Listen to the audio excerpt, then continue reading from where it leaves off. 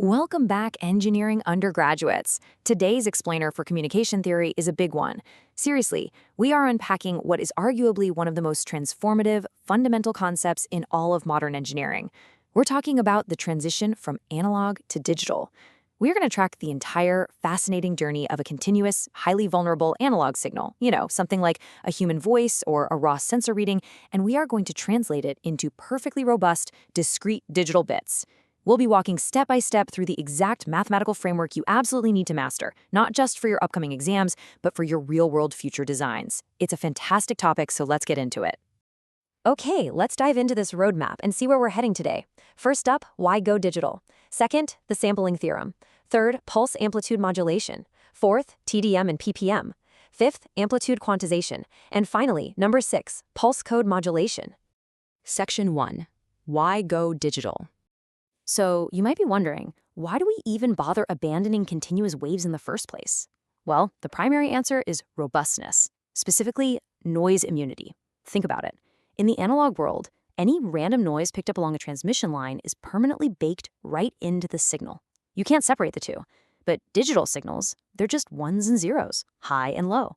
Because they are that simple, they can be repeatedly read and regenerated, completely error-free, at repeater stations all along the transmission path.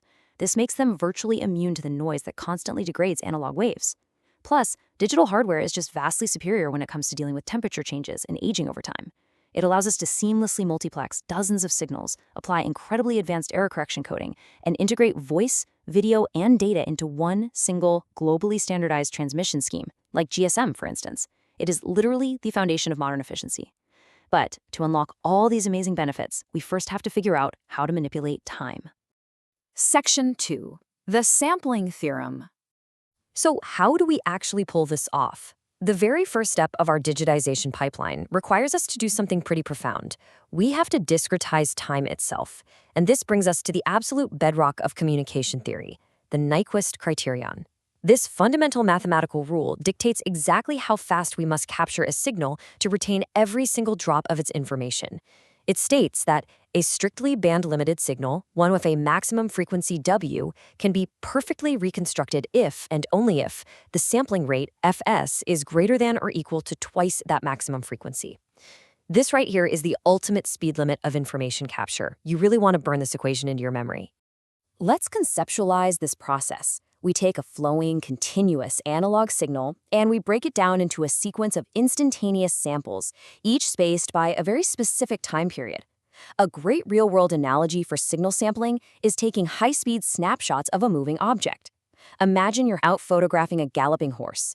If you snap your camera's shutter fast enough, meaning you're meeting that required Nyquist rate, when you play those individual photos back, you capture the true, fluid motion of the horse perfectly. You haven't actually lost any crucial information between the frames because the object simply couldn't move in any wildly unexpected way in the tiny fraction of a second between your incredibly fast snapshots. And this brilliantly illustrates the mathematical reality over in the frequency domain. When we sample a signal, ideally, we are modeling it as multiplying the continuous signal by a periodic train of direct delta functions in the time domain. Now, because multiplication in the time domain is exactly equivalent to convolution in the frequency domain, this physical action causes the original spectrum of the signal, which often looks like a central triangle shape, to repeat itself periodically at intervals of our sampling rate, Fs. Now, as long as Fs is wide enough, these repeated triangles don't overlap with one another. And because they don't overlap, we can easily just use a standard low-pass filter at the receiver to carve out that original, pristine center signal perfectly. But here is a crucial warning for your future designs, guys. If you fail the Nyquist criterion and sample too slowly, meaning your Fs drops below 2W, those spectral triangles are going to crash right into each other. They overlap. This means the high-frequency components effectively fold back on themselves and start to masquerade as lower frequencies. Think of watching a video of a car driving fast where the wheels actually look like they are spinning backwards. The camera's frame rate is just too slow to capture the fast rotation. In communication systems, this creates a completely irreversible, destructive distortion known as aliasing. Once aliasing happens, you're out of luck. Perfect reconstruction becomes mathematically impossible. Section 3. Pulse-Amplitude Modulation. Right, so we have the pure, beautiful mathematical theory of ideal instantaneous sampling. But there's a catch. Infinite amplitude, zero-width direct delta functions simply don't exist in the real physical world. So we have to transition to practical application, which is known as Pulse-Amplitude Modulation, or PAM. Implementing this requires two distinct physical operations, commonly referred to as the sample and hold process. Step 1 is the instantaneous sampling of the message signal every TS seconds, just like we talked about. But step 2 is the physical reality check, lengthening the duration of that infinitesimally brief sample out to a constant measurable time value, t. We have to give it some actual width to transmit it. Now, what's really interesting about this process is what happens to the shape of the signal. We end up with rectangular flat-top pulses. The height of each flat top holds the exact instantaneous amplitude value of the continuous wave at that precise moment of sampling. But while stretching the pulse out to a duration of t makes it physically possible to transmit over real hardware, it unfortunately introduces a brand new problem that we now have to engineer our way out of. Here's what goes wrong. By mathematically convolving our ideal samples with a rectangular pulse to physically create those flat tops, we inadvertently multiply our perfectly repeating frequency spectrum by the Fourier transform of a rectangular pulse. And the Fourier transform of a rectangle is a sinc function. This introduces something called amplitude distortion. Essentially, the higher frequencies of our signal start to droop downwards. We call this the aperture effect. But as engineers, we don't just give up. We fix this at the receiver by cascading our reconstruction low-pass filter with a special equalizer. We carefully design this equalizer so that its frequency response is the exact mathematical inverse of the pulse spectrum. It actively boosts those drooping high frequencies back up, perfectly restoring the original signal shape. Problem solved. Section 4, TDM and PPM. Having successfully compressed our continuous wave into a series of brief, discrete, flat-top pulses, we suddenly realize something. We are left with a whole lot of empty, wasted time between each individual pulse. Time division multiplexing, or TDM, cleverly capitalizes on this downtime. A mechanical or electronic commutator rapidly rotates, squeezing samples from multiple, completely independent message sources directly into those empty time gaps.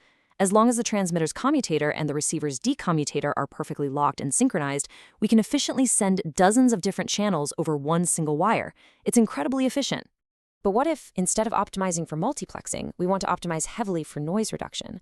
This is where Pulse-Position Modulation, or PPM, comes in as a real game changer. Instead of varying the amplitude of the pulse to carry information, PPM keeps the pulse amplitude and the pulse width completely rigid and constant. The information is instead conveyed by varying the exact timing, the position of the pulse. Because the amplitude never changes, the transmitter power is perfectly constant and highly efficient. Much like frequency modulation, PPM offers an optimal trade-off between bandwidth and noise. By actively expanding the transmission bandwidth, we exponentially improve the signal-to-noise ratio.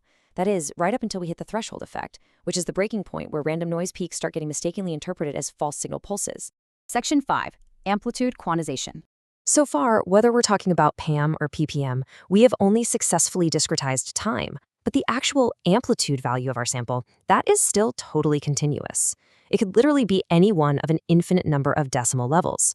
To truly go digital, we absolutely must address this by approximating those infinite values into a strict, finite set of predetermined levels. This process is called quantization. Now, you definitely need to know the two common structural types of memoryless, uniform quantizers for your exams. The first is the mid-tread quantizer. Here, the origin lies in the exact middle of a flat horizontal part of the mapping staircase, the tread. This means if your input signal drops very small, the output can sit at exactly 0. The second type is the mid-rise quantizer, where the origin lies right on a vertical step. In a mid-rise quantizer, the output will immediately jump to either a positive or a negative level. It is literally never exactly 0.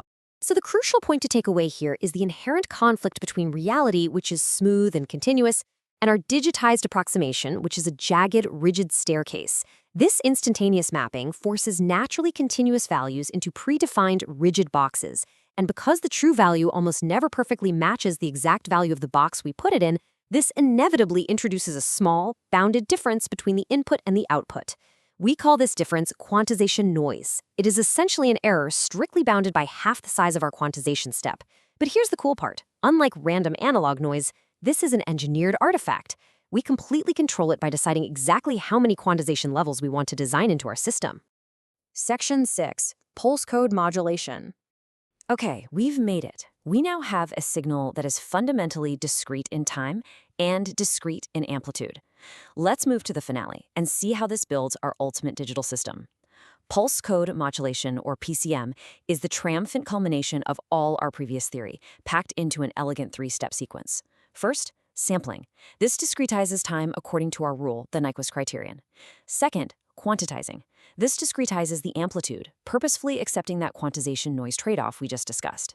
And finally, third, encoding. This translates those resulting discrete staircase levels into a pure, clean binary code.